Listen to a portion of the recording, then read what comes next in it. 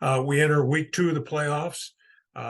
We will hold one more 5-person mechanic session, which will be Tuesday of next week. That's November 7, and we will begin at 8 o'clock. So I'm sure we will have our technical aspects figured out by that particular time. So what we're going to do tonight is, as previously stated, we're going to move quickly through a number of plays. And I will begin just to give Bob an opportunity to gather himself and be prepared. So, Gregor, if you would take us, please, first of all, to SEMSO, and let's start with Celine and Pioneer. This first play is just, it's an awareness and the fact that we have to be alert. These teams have been practicing these trick plays probably most of the season, and maybe you put some things in, especially for the playoffs. So what we're going to get here on clip number 20 is we're going to have a fake punt. Now, one of the things that we need to do in our video study is to look at the players that are in key positions, and the person that takes the snap is one of their running backs. Now, typically, these kinds of players are not in on special teams kinds of plays, so that when we see someone in a position like this, our antenna should go up. So in our scouting, we will be able to at least have an idea in terms of changes that teams have made and be prepared to adjust accordingly. Now, this player runs out of this formation, obviously could still pass out of it if they meet the other legal requirements, but just in awareness that just because they are in scrimmage kick formation does not mean that that's where we're going to end up. Okay, Gregor, let's transition now to number 42. This is going to be a run into trips. Now, we get the benefit here of the fact that the back judge is on that side of the field. The thing that we have to do is we have to prioritize, and we need to look at point of attack. This is a running play. It's a fake. They're trying to give the defense the impression that they're going to throw that jet screen out to the side when actually it's a form of a draw play. So what we need to do is, from a line of scrimmage position, either H or L, is to work this blocking from the outside in, and then the back judge will need to work from the inside out. So here it looks pretty clean. We've got good leverage on the part. Well, right at the very end, that you see that blocker does a hook and turn, grab and restrict. Up until the very last block, we were in good shape. So hopefully what we're going to get is our back judge seeing this. We're probably not going to get the line of scrimmage person. Well, he does get a flag down, which is good. But what we need to do is to prioritize on those blocks that are going wide. Okay. So the first block, that's good leverage. The second block starts clean, but then he loses his leverage, grabs and restricts, and our line of scrimmage official gets a flag down. Well done. All right, so let's look at number 50. There you go. All right, think about blocking restrictions now. We need to make sure that our umpire and our back judge come into their respective, at least numbers, if not hash mark. And we're going to get a block that's going to occur here fairly close to the sideline, right at the numbers. Now, this is clearly a designed low block.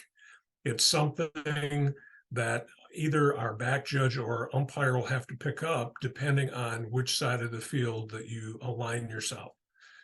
This is a block below the waist and a foul that we want called. Now, the ball remains loose, and you can see that our line of scrimmage official does a good job staying at the goal line, protecting the goal line in the event that this ball is muffed or somehow otherwise threatens the goal line. And the other thing that we have to be aware of is that this all team A players remain in bounds as they are pursuing this kick. And in this particular case, they do. Now, we would not be able to recover and advance this kick. We can only recover it with no advance. Good job by the H. If I would offer one piece of suggestion to our, well, that's actually the line judge because this is first half, would be to get back to at least the back edge of the white in the event that the pylon is threatened. All right, Gregor, 51. Now we need to have pre-snap awareness here. 51. Now, notice that we've got trips to the bottom of the screen. So we've got one-on-one out here with the wide receiver. And as you can tell, this is a fairly large player and a short defensive back. So from a pre-snap routine, we should be anticipating some form of a jump ball. And figuring that the taller player will have a better chance to get this ball. And sure enough, we get that fade, back shoulder throw, if you will, and we do a good job getting to the goal line and ruling touchdown. Now we stick with the play, and as you can see, the receiver is not satisfied with simply catching the touchdown. He has to let the defensive back know that he did that, and he gets in the face of the defensive back. The defensive back does not retaliate. And even if he did, we're going to try not to create a offset between these dead ball fouls. We want to get the player that creates the problem, unless it's so egregious on the part of the second offender that we can't ignore it. But this is a UNS. It's the first unsportsmanlike conduct for this player in the game, and it should be announced accordingly. Unsportsmanlike conduct, I believe whatever the number is here, 8 or something, maybe 9. That is his first of the game. But that is 2, maybe it is. We definitely want this foul called as a UNS to represent the proper protocol for the game and also from a game control point of view. All right, let's drop down to 72 now. This is going to be a really nice job by our back judge with cushion.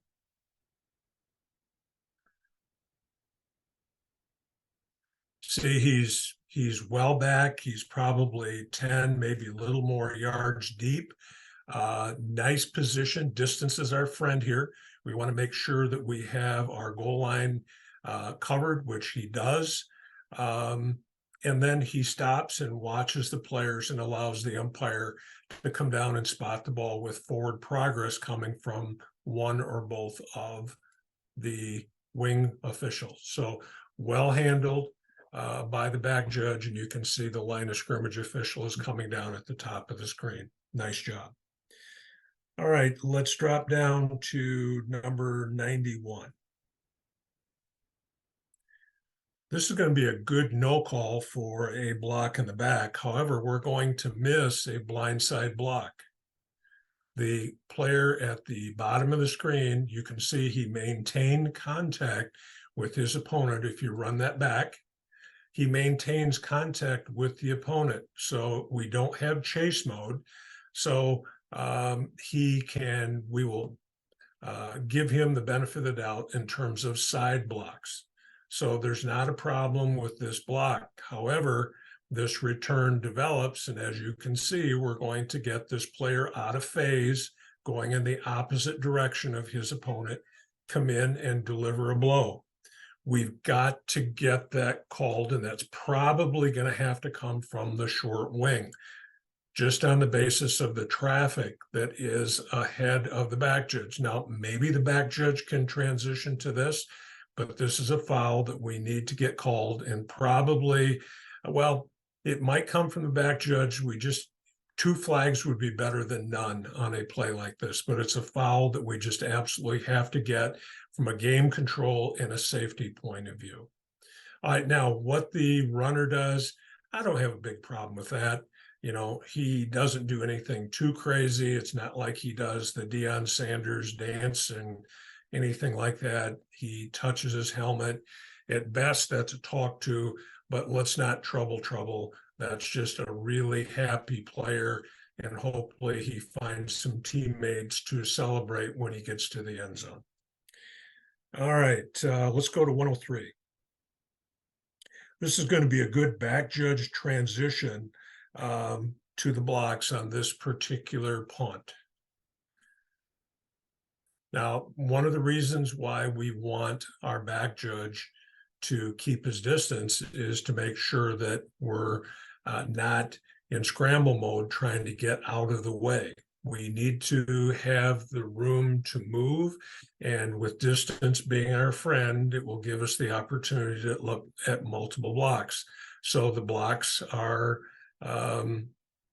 clean, and the back judge moves up slowly. Does not come all the way, as he can see that his line of scrimmage official has this under control, and the line of scrimmage official will recognize a foul at the sideline. Now, the thing that I would say is that the line of scrimmage official probably came back a little too far. Again, with the belief that distance is our friend, we don't want to get caught up in traffic. So right about maybe the 15-yard line would have been a really good place to stop initially, and then come back and get our forward progress spot. All right, last one out of this game is 128. Now this is going to be a short free kick. And the fake, and then what we've been expecting to come out of this sort of format is exactly what we get. And that is that they do the fake, and then they think that the receiving team is going to relax, and then they come back and kick.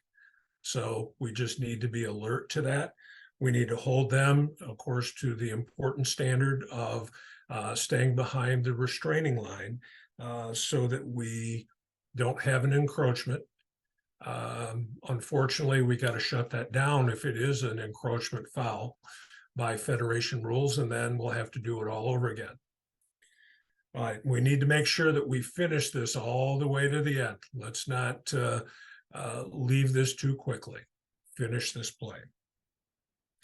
All right, Gregor, let's now transition to the Carlson-Churchill game. Now, this is going to be a rather unique play situation. We're going to get a punt, and a fair catch signal is going to be given towards the bottom of the screen.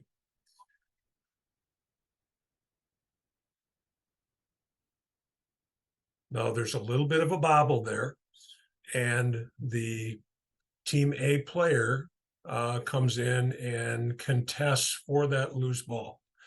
Now, I've had several of our referees involved in consulting on this, and this is actually legal action by this Team A player. When the kick returner does not field this ball cleanly, by Federation rules, there's nothing that prohibits this player for contesting with the ball. So fortunately, we ended up with the right team controlling the ball, but had this been dug out of there and Team A recovered, it would have been their ball. Okay, next clip is number 53. We're going to get a slanting wide receiver. Now, our linebacker is going to avoid that contact. If you go back and you look at it, it's at the top of the screen. The purpose of this wide receiver is pretty clear, but the linebacker goes around it. Now, the player slanting in has had some coaching, because what obviously he's been told is that if he turns and faces the quarterback, that and is a legitimate receiver, that he probably will not be called for offensive pass interference. The problem here is that he doesn't really get to that spot first. And if we apply, like in basketball, the block charge rule, if you get to the floor position first and you're not inside the circle and all of that, you have the benefit of taking a charge. And we want to apply that concept to this. If the receiver comes down and legitimately sets up the position, he has territorial rights. If he's still on the move, as would have been the case here if the linebacker had not gone around him, he owns the contact. So like most things in OPI, it's pretty touchy. You need to see it. Fortunately, it was not an issue here. The other part of this play, which is of interest, is that there is a potential horse collar at the end of the play. Now, if you look at this closely, you'll see that the player grasped the jersey somewhere around what would be the number plate. It's not really at the collar, might even be at the top of the numbers. But if you look carefully, you will see that the runner's legs do buckle. And that's what we're looking for in a horse collar situation. We want to protect the runner from injuring himself as a result of being tackled by a horse collar technique. So in this particular case, even though it's not literally at the collar, we would support a UNR for a horse collar because it does create the buckle of the knees. All right, that was 53. Number 79, we're going to get a snap from the plus 40. Now, in this situation, we've got to be on high alert in terms of that this might not be a kick. And as you can see, the rugby kicker gets over there, has the option of kicking the ball or running, and he chooses the latter. Now, in this particular case, whether he didn't really understand the dynamics of having the front stick worked at the back edge of the white or whatever his thought process was, the line of scrimmage official does a great job determining where this ball crossed the sideline, and it crosses the sideline at the 36-yard line, and they needed to get to the 35. So this ball went over on downs. Now, the other thing that's worthy of note here is that you'll note that neither one of the short wings immediately released and went downfield. And by the strict rule of five-person mechanics, the official who has his or her back to the referee is supposed to release. Now, because we're in a compressed situation of the field, there's a little less pressure here to have the line of scrimmage officials release. So both of them hold, and it works out rather well. And with a right-footed kicker, if we had released, it would have been the line of scrimmage official who had to make the determination regarding line to gain at the top of the screen. So discuss that mechanic, if you will.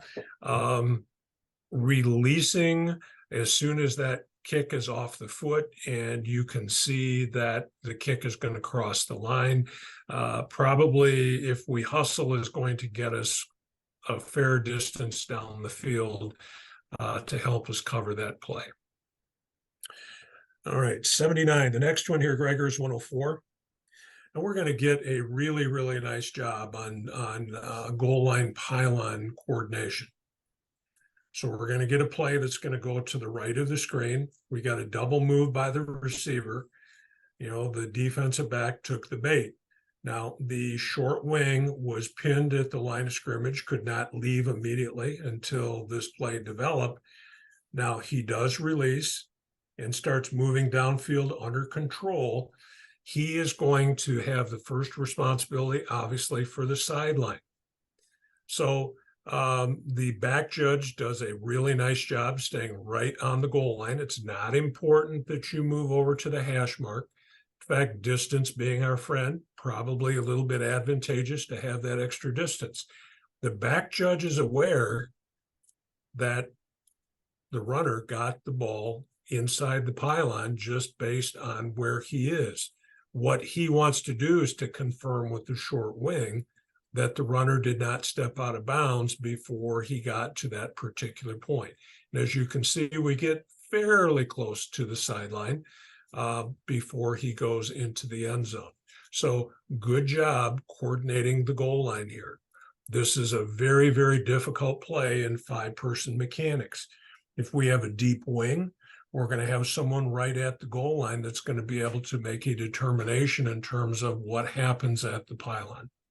So good job by these officials.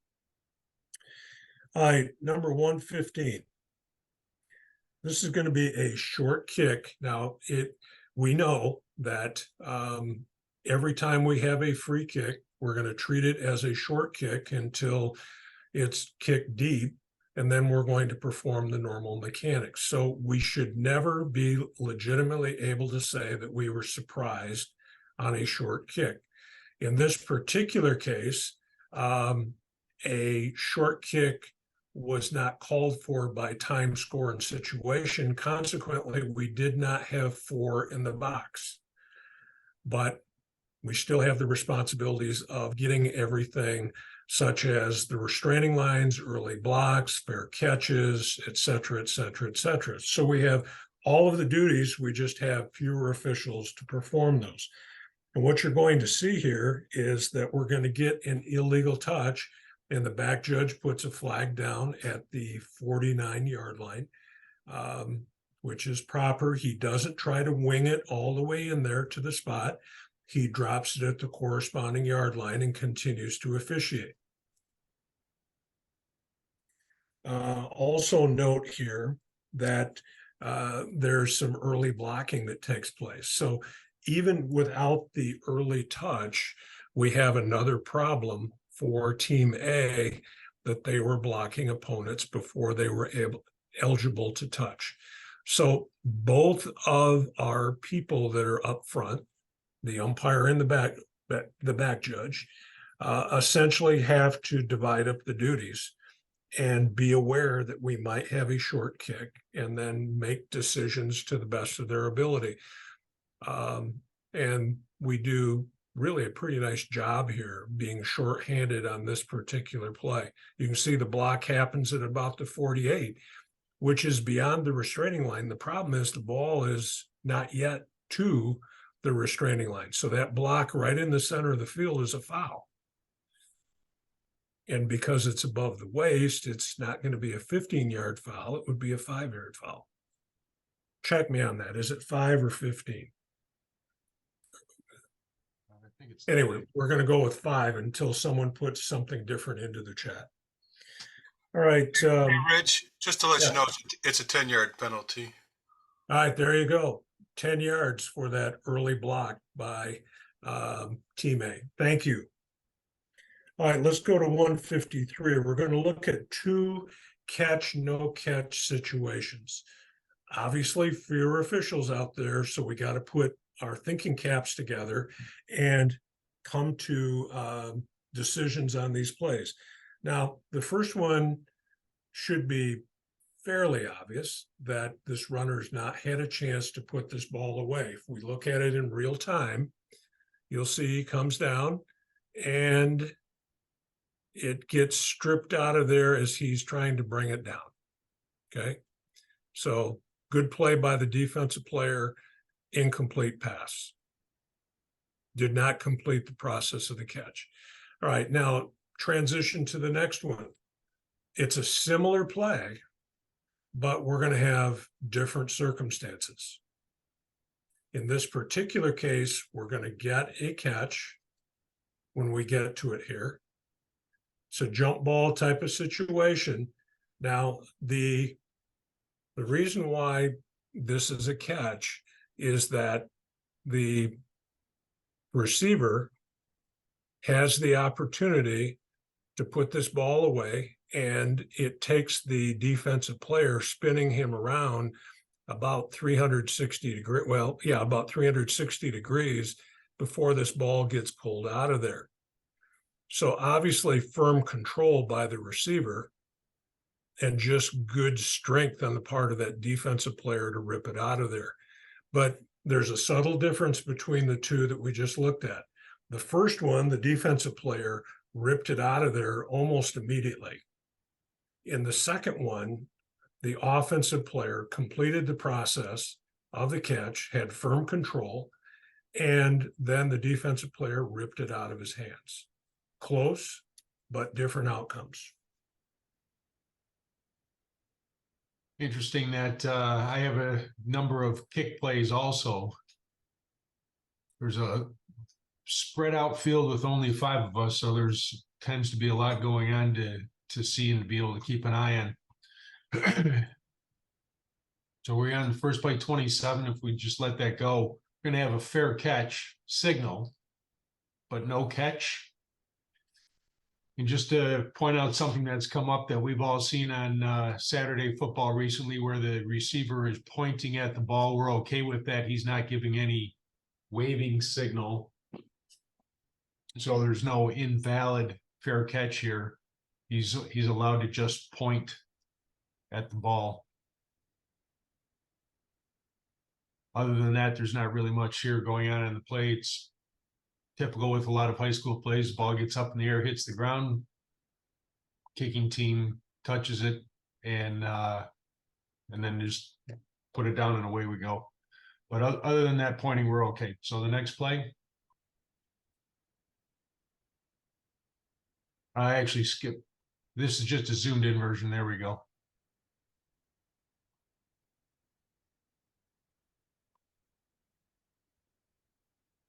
Rugby kicker again. We're going to have a hold at the line of scrimmage or near the line of scrimmage. This isn't here so much to make the determination of the location of the foul, but to make us aware right there at the top hash, snapped at the 42. That's the guy. Looks like the hold finishes beyond the expanded neutral zone, but starts right at the line of scrimmage. For PSK, we have to have a foul that is beyond the neutral zone. Certainly to be aware of the location of the foul is going to be important here. It's going to make a huge difference in the penalty enforcement, whether it's going to be enforced from the end of the kick or if we're going to be enforcing from the previous spot, which in this case would result in a first down for the kicking team.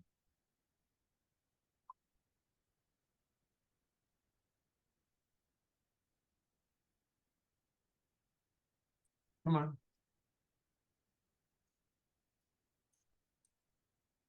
Getting my notes along with you. Just another punt. The line of scrimmage on this play might release a little bit early. We want to wait until the snap. And in this case, we certainly want to hold. We have what is a marginal blindside block at about the 34-yard line or so here. He knocks the player down.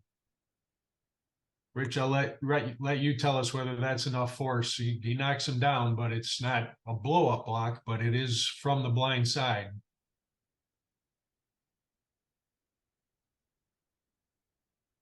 Well, it's ideally you would have the blocker put his arms out a little bit further to cushion the blow.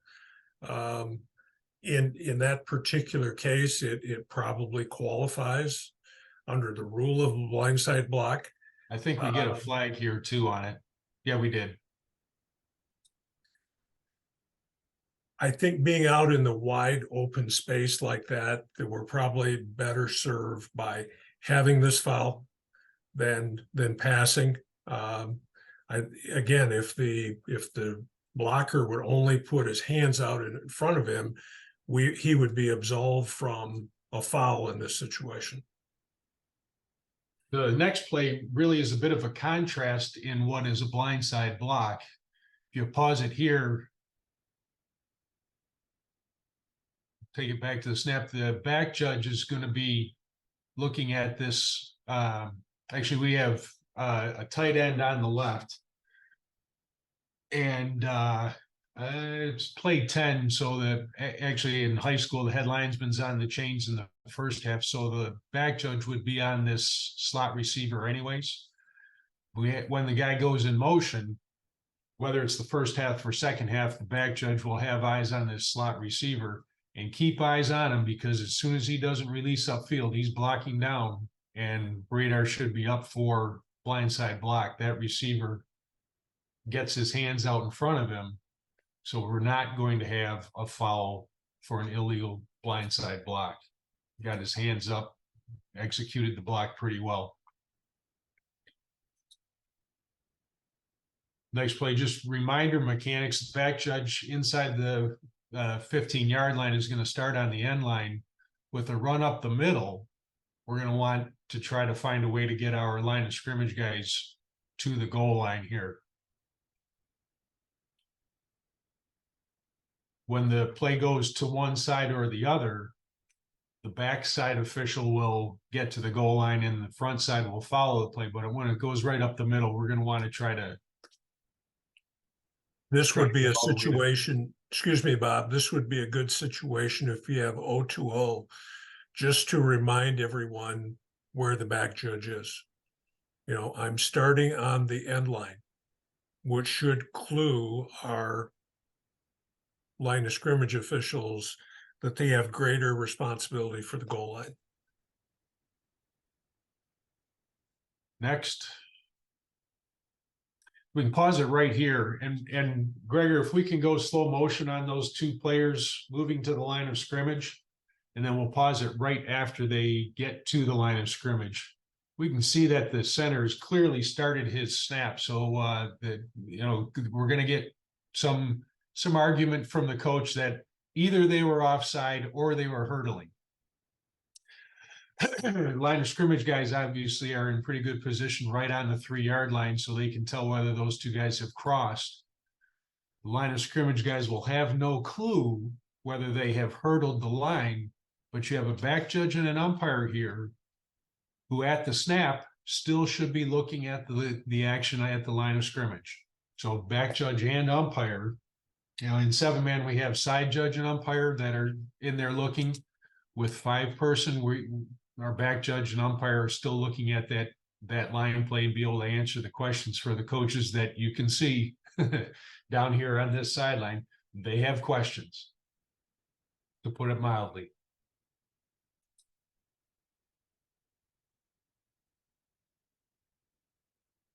Next play is another kickoff. Bob, before we leave Yes, that one, realizing we don't have an end zone view, do you view this as being hurdling? Well, I have firsthand knowledge that both of these guys went absolutely through the gap and did not jump over a player. Thank you. So that information needs to be shared because we're going to have officials coming up the sideline, and it's an ideal opportunity to communicate with the coach about what took place. Coach, you came through the gap. No Particular leaking, case, Rich. I'm sorry. Nope, I'm good. In this case, with the kicking team having the question anyways, I went straight to the coach. I was the back judge on this game, so I went straight to the coach and answered his question. Simply, they jumped through the gap. They didn't jump over any players. He said, how? So, well, because that's how they did it.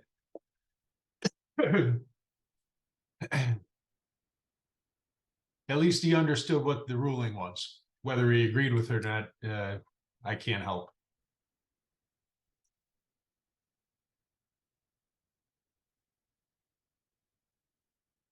So we're going to pause this very high kick. This is not a pop-up kick, although it, not a pop-up kick by NFHS rules, but the ball goes straight up in the air. This feels very much like an onside kick situation. So knowing in onside kicks, we want to hold our spot with the ball coming to to this side of the field. Felt like the right thing to do is hold still and just watch the players. There was no fair catch signal.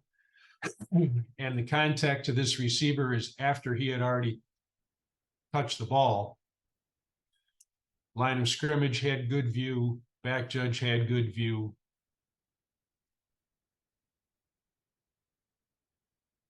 So we have no foul, and then we try to get into the pile and figure out who has the ball at the bottom.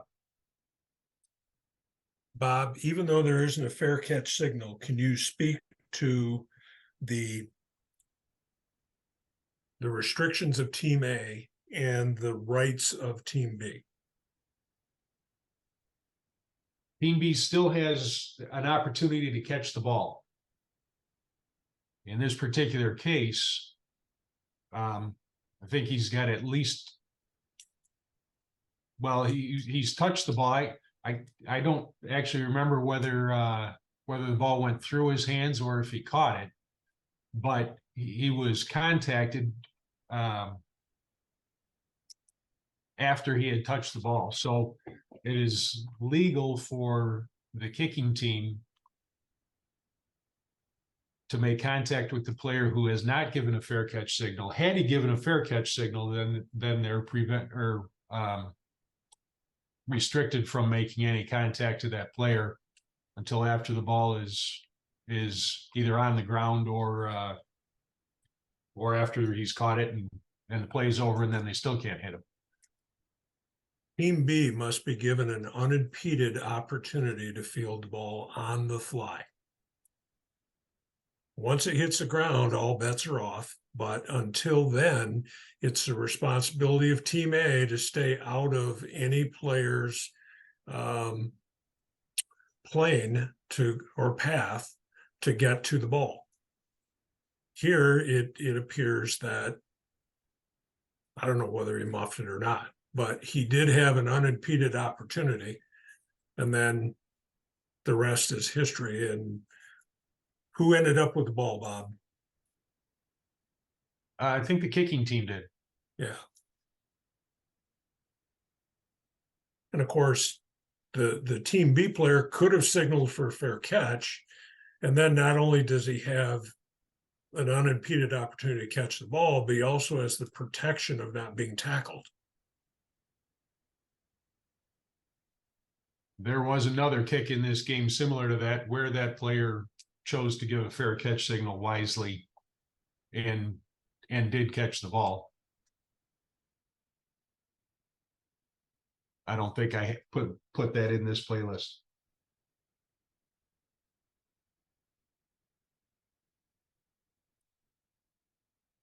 We could probably go to the next one.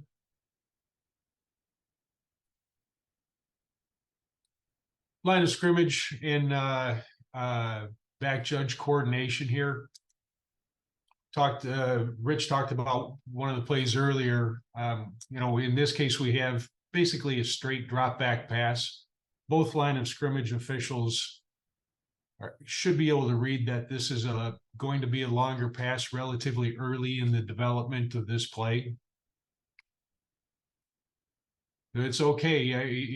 We get, as officials who typically work 7-person, we get hung up sometimes, but we just want to remember that it's okay for us to flow downfield on these longer passes a little bit sooner than we typically would.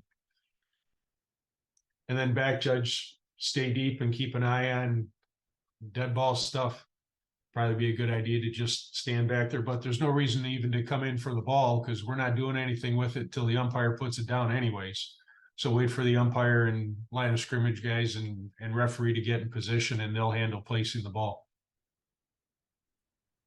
This could be one of those plays where Team A really likes the outcome and they want to rush to the line of scrimmage. So you'll recall that last week we looked at a play where we had 3 officials out of position when Team A snapped the ball.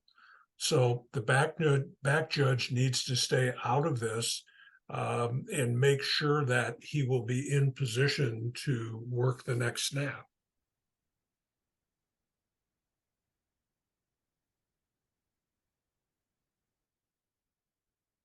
Okay, next one. We can't see the line of scrimmage officials here, but this play, there's going to be a fumble. I don't think there's any way that we're going to be able to tell on video whether there's a fumble or not. But we have a beanbag from the umpire.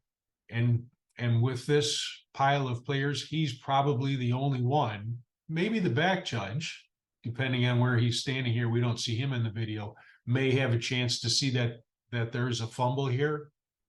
And having this beanbag down is the only way that we're going to be able to sell, particularly when we're that close to the goal line. It's a little bit dark end zone view. It doesn't help much.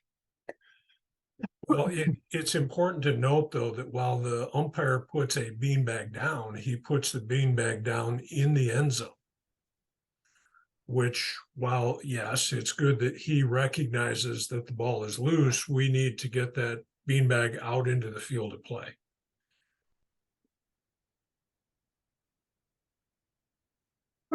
Excuse me. Next play is interesting. Bob, Yes. as the umpire on that play, that's me. Oh, I tried to throw it farther.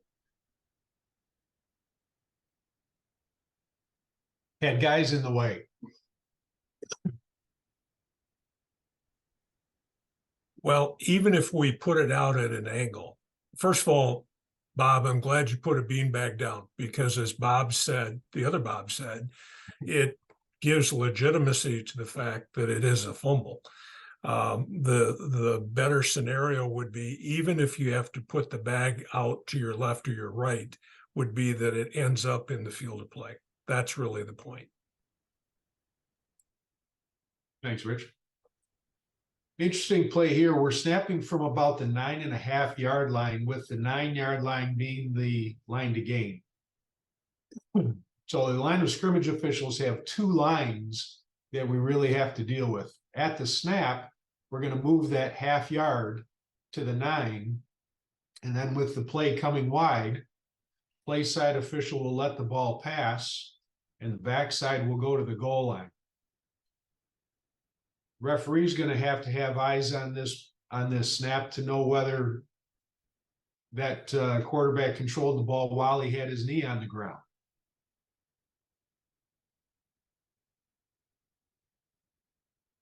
And then the question, I don't know that we need the back judge coming to the goal line here, because if he gets there, he might be blocking the view of the backside line of scrimmage official from seeing whether there's a touchdown. Probably better off snapping here to just stay at the end line.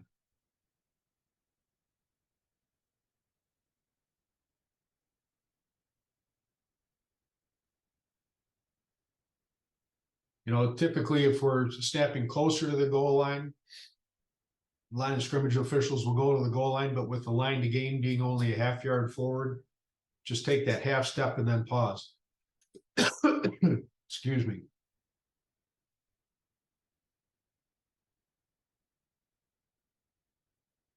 And the umpire just stays where he is and watches the play inside out. The next play is a longer pass, drop back pass, and we have the umpire moving to the line of scrimmage.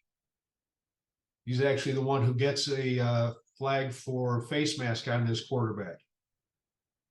We might want to backpedal a little bit sooner, referees, have a little more space. Not sure that the proper position here would even allow you to see, just based on where these defensive players' bodies are in the way. But as the umpire comes forward, he sees that face mask. And then remember, this is a running play, so we're going to enforce that penalty from the previous spot.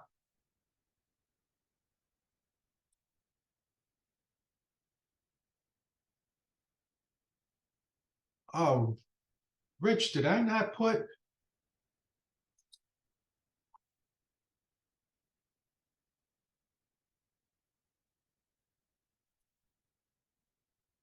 All right, Rich, I didn't put our kick out of bounds in here. How did I miss that one? Do you want to talk about that one, or do you want to just?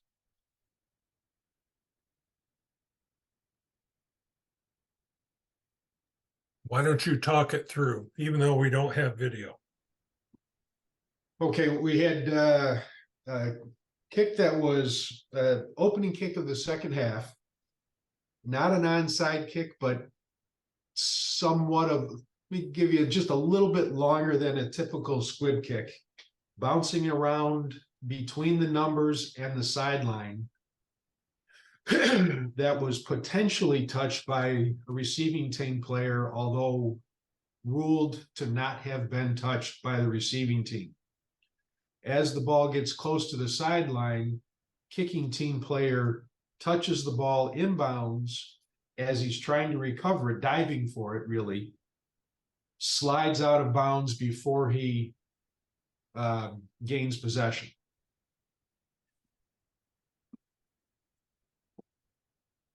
What we have there is a ball that's touched in bounds. However, it's not touched in bounds by the receiving team, then becomes a kick out of bounds. It's a little bit of head spinning situation for the crew in that the ball was touched, but not touched by the receiving team. So there's some rule knowledge, and then we get to the point of communicating. All 5 officials don't see what happened, but the communication of kicking team and receiving team versus they and him becomes very important. If we're explaining that he touched it in bounds, it can be very confusing to which team, and then of course how we're going to enforce the kick out of bounds. If we know it was receiving team touched in bounds versus he touched in bounds, it's much easier to manage how we're going to handle the enforcement of that play. Gregor, that's from the same game. If you want to show it, I can tell you the play number real quick. 81, actually, play 81. Clarkston and Romeo.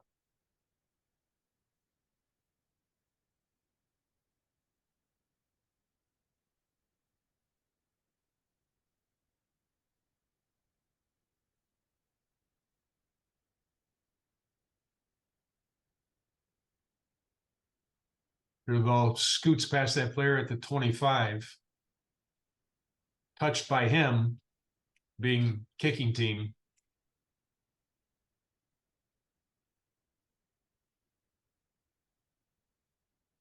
We had the right ruling at first. We had bad communication and ended up making an incorrect ruling. At least the right team had the ball at the end. Not that we felt any better about it, because they're 20 yards behind where they should have had it.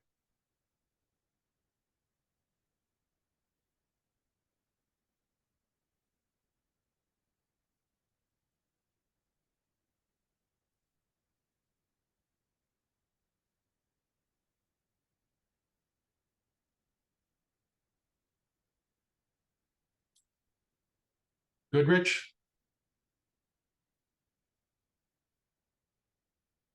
Is that your full playlist? It is. Okay. Thank you. Good job, Bob. Lots of thought-provoking plays there. Let's, Gregor, if you will go back to SEMSO for just a minute, please. There are a couple of plays in the Chelsea-Tecumseh game that would be beneficial to us. If you'll go to number 59. What we're going to get is we're going to get an option play coming to the bottom of the screen. Now, the ball is going to come loose, and once we get a determination that this is a backwards pass, we need to get our short wing to retreat behind. Now, we're going to do that for 2 reasons. Number one, his safety, but number 2, it will help open up all of the other possibilities that exist on this particular play, including the recovery at the sideline. So here, once we determine we got a backward pass, give your ground. And then once you see that ball loose, you can continue to give some ground to make sure that distance is your friend and that you can see the recovery at the sideline. This could have turned out very poorly for our short wing here in terms of getting rolled up on, getting knocked over, et cetera, et cetera. So think about that, short wings. All right, the next one is number 69. Now, this is going to be a high, tough, but legal hit. And when we see it from the end zone view, we're going to see that the force of the contact here is going to be with the shoulders at the chest. Okay.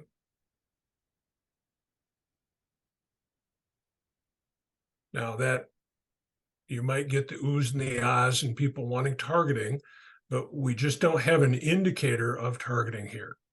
It's a high hit, but everything is below the shoulders. And we don't have, there may have been a grazing of helmets, can't tell for sure, but it's certainly not the primary force of contact. So good no call here. Rich, are we going to rule that that player is already a runner and not still a defenseless receiver? Well, in this Because- particular case, because the hit is at the shoulders or below, unless you're going to enlighten me on federation rules, it doesn't matter whether he's defenseless or not. Yeah, that's exactly where I was going with that. If we're going to rule that he is still defenseless, they made a change in the rule this year that we can't blow him up. We can only make a wrap up tackle or a tackle with open hands. Otherwise, it's unnecessary roughness, even if it's not targeting.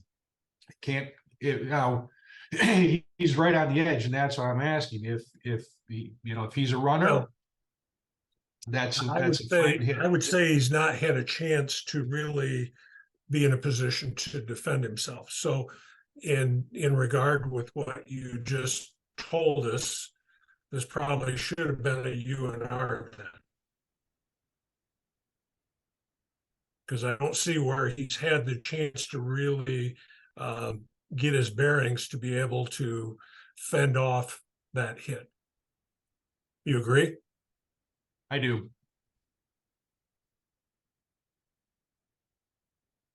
So if he has had the chance to establish himself as a runner, it's not going to be targeting. And it's not apparently targeting in this particular case, it's a UNR. Correct. Okay. And if he has had a chance to become a runner, then there's no foul at all. But if he's still defenseless in still the process of catching the ball, if he's still a defenseless receiver at this point, then we have to wrap up tackle or open hands. Basically, the similar concept as a blindside block. Okay. Restrictions. Well, it's good that the clip is in there then beyond what the original intent was. So I'm glad you brought that up. Thank you. All right, number 83. Back judge is going to do a really, really nice job staying out of forward progress here. And we had one earlier that illustrated that point. Gregor, we're on 83, please.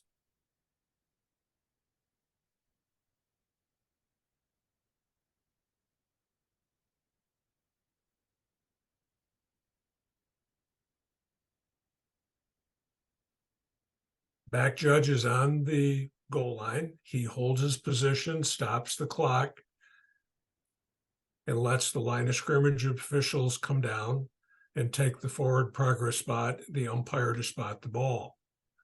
Now, once again, if team A wants to go quickly, it's really important that we have everyone in position to start the play so that we can officiate the play correctly. All right, then the last clip is 113 from this group. This is going to be nicely done by our back judge. He's going to recognize this as a running play, comes up to the goal line, and is able to get there to assist with the ruling. Now, the thing that is important is a couple of teaching points here. First of all, he recognizes the run, the clear run. So it's not like a play action pass.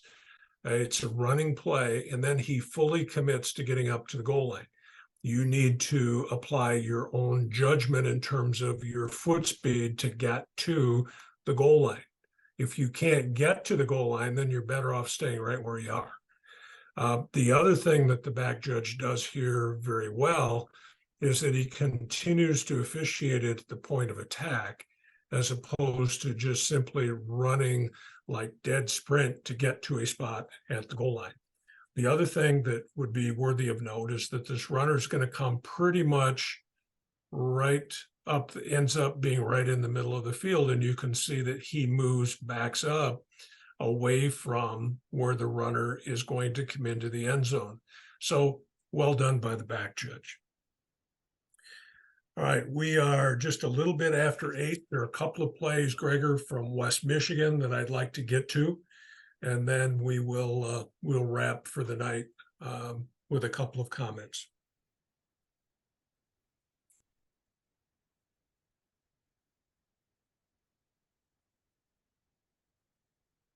All right, the first one, Gregor, that I want to go to is East Grand Rapids and Coopersville. And if you would drop down to number 66. Now, this is going to be a trick play. It's deception. And like we've talked about all year, when you're applying deception, you have to be held to a higher standard in terms of legality. So keep in mind that if we're going to have a legal play, we need to have 7 linemen, and all 7 of those linemen must have their shoulders approximately parallel to the goal line. So if we had snapped prior to this time, when we didn't have everyone in position with their shoulders parallel, everyone meaning the 7 linemen, including the wide receivers, this would be a live ball foul for illegal procedure. Now, you're going to have to explain that one if that does happen. But I believe what we found is that when trick plays occur at one part of the state, they tend to make their way around the horn. So don't be surprised if you get some version of this throughout the playoffs where they're attempting to make it look like that they don't yet have the play, and they run something thinking that the defense won't be ready. Now, we're certainly not going to allow this play to occur with the coach on the field. But once he backs off the field, all right, if we have legal linemen and other things are in place in terms of not shifting and so on, then this would be a permissible play. All right, number 74. We're going to get a bad snap here. And we're going to end up with a sideline warning on the team because they're going to get all excited about what has happened here.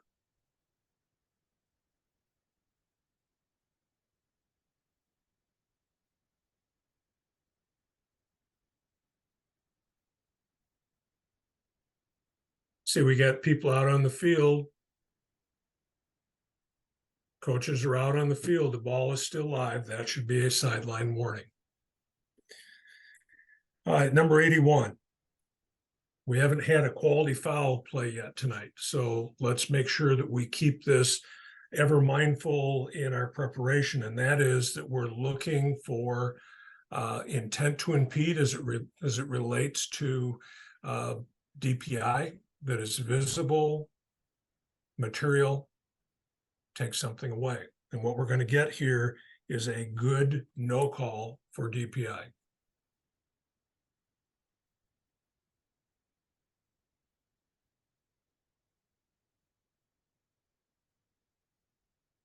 Both contesting for the ball, equal rights, defensive back turns back to the ball.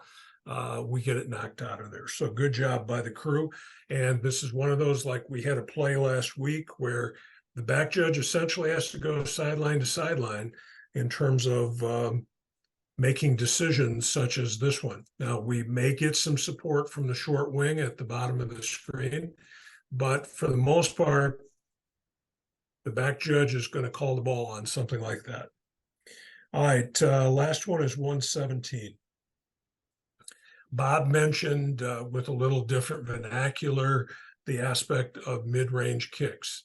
And this is going to be a challenge for us, particularly in 5. And we've got 2 more weeks of 5-person mechanics where we're going to have to deal with these kinds of plays. But this is going to be a little bit of a drop kick here, little punch. We get a fair catch signal. Now we know we're going to put this ball on a yard line. So if this ball is cleanly fielded, then we don't necessarily need to have a person, either the umpire or the back judge, come down and spot the ball. Let the short wing come up and spot it and just continue to officiate, the dead ball activity. All right, that played on. That was not one that I intended to show. All right, let's make that our last play of the evening.